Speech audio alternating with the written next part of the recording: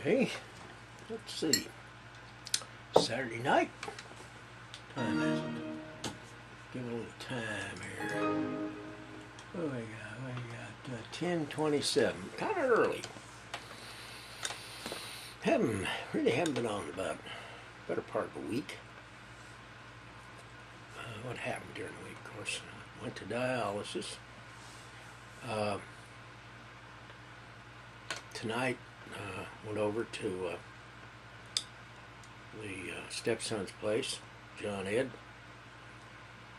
Sat around, shot the breeze till dark.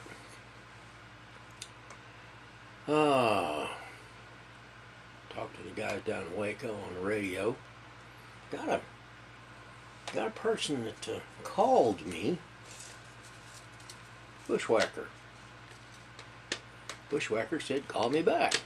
I said, "Yeah, sure will." Sounded like a name I had heard. Well, I got to looking in my archives. I don't know Bushwhacker. Don't have him in there. So then I started, because I neglected to get the guy's phone number. It sounded so familiar that, hey, didn't get it. So now I get on the radio and start, anybody know Bushwhacker? And nobody knows Bushwhacker. Well, I guess if Bushwhacker wants me bad enough, he'll call back again. I think I've made enough of a flurry out there that he ought to be aware of the fact I'm trying to find him. But anyway, a little mess up on my part. Somebody calls, says, "Call me back." At least I have a courtesy to say, "Well, what's your phone number?" But I assumed that I knew his phone number, or had it in my records. That's what, assuming does. My buddy up in New York, Merle Berger from Little Valley, and you folks that read look at my tapes off of Facebook know that I'm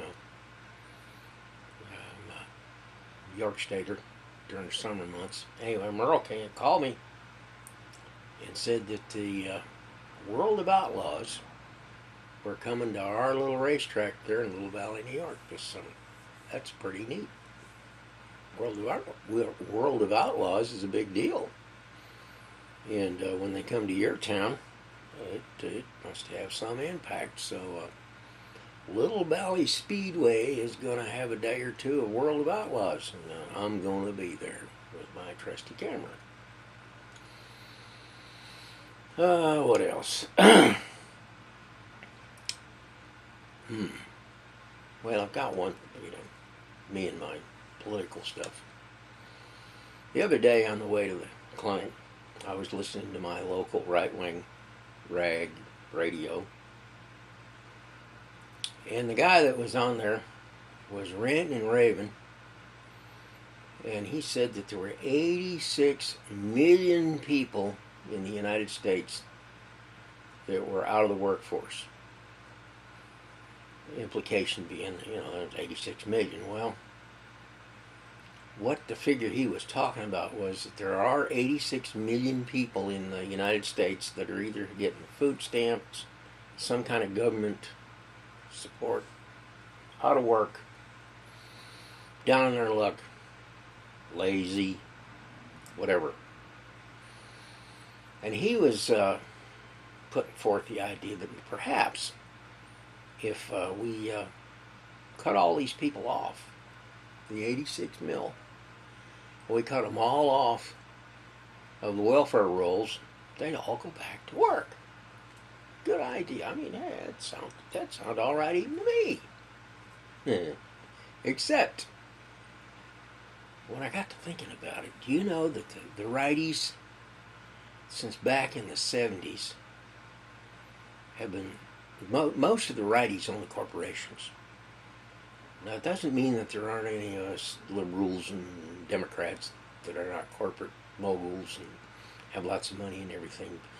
But as a rule, the right-wing moneyed gentry set are the ones that have the money, have the companies, have the jobs, they run that aspect of things.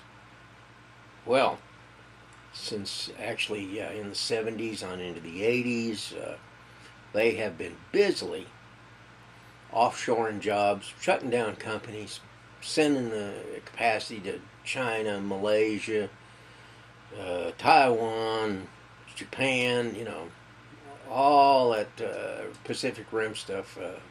That's where most of those jobs went. They didn't go to Europe or anything. They went to... Now let's just suppose after 30 35 years of outsourcing, we take this 86 million people and we cut their welfare off. They're gonna go get a job, right? Where? I mean, there's about 325, 30 million people in the United States. So if you got 86 million, that's probably a third of the population that's, either out of work or underemployed.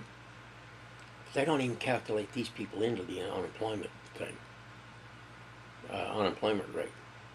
They calculate the unemployment rate at the rate of people that had jobs and, and are now out of work and looking for jobs. Where do they propose? You've got an 8.5% unemployment rate amongst the people that are, shall we say, employable, willing to work, looking for jobs. You got an 8.5% amongst that group of people. Let's see, that would be, let's say 350 million, 80. That'd be about 230 million people. You divide them up. But anyway, if you cut all these 86 million folks out of whatever their support is, where are they supposed to go get these jobs?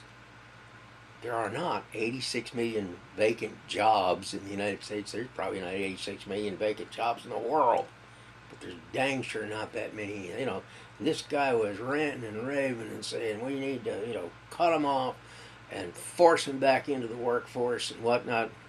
What workforce? 86 million jobs? I don't think so. Before you do that, you'd better, bring some of those jobs back from the Pacific Rim. I mean, I remember Zenith used to make TVs here in the United States. Nobody makes TVs in the United States that I'm aware of. I think Hewlett Packard was the last one that did, and they quit a long time ago. But that was a big industry. Clothing and the yard goods and clothing industry in the South was big stuff. Most of that stuff's over in the Far East now. All these jobs were outsourced by these companies, either because they said they couldn't compete or they wanted to improve their bottom line. And this Yahoo on the radio thinks it'd be a good idea to run these 86 million people out into the street. Let them starve, I guess, because there's just not 86 million vacant jobs out there in the United States. So if you want to see a whole new level of poverty and street people, elect these Republicans. You can put 86 million people out in the street. 86 mil. Boy, that's something. Anywho, haven't got much else. Going to go to Weatherford tomorrow to see the other kids. And mowed today. My yard looks like a golf course. I don't mean to brag, but that sucker looks good. We've had a moderate early spring. We had a very early spring. I mean, just usually spring's about now. We've been into spring for a month and a half, 2 months. But the grass has been growing. There's been lots of rain. Grass is thick and dried up. Boy, I mow it, and it just looks like a golf course. Very proud of it. So, tomorrow to Weatherford, and then a new week. And maybe I'll find some other Yahoo that thinks that we got 86 million vacant jobs out there in the United States. Anyway, have fun.